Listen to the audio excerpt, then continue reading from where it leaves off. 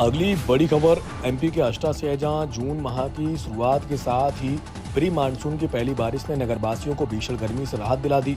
सोमवार साय लगभग 3 बजे अचानक मौसम ने करवट ली और धूल भरी आंधी के साथ तेज बारिश शुरू हो गई।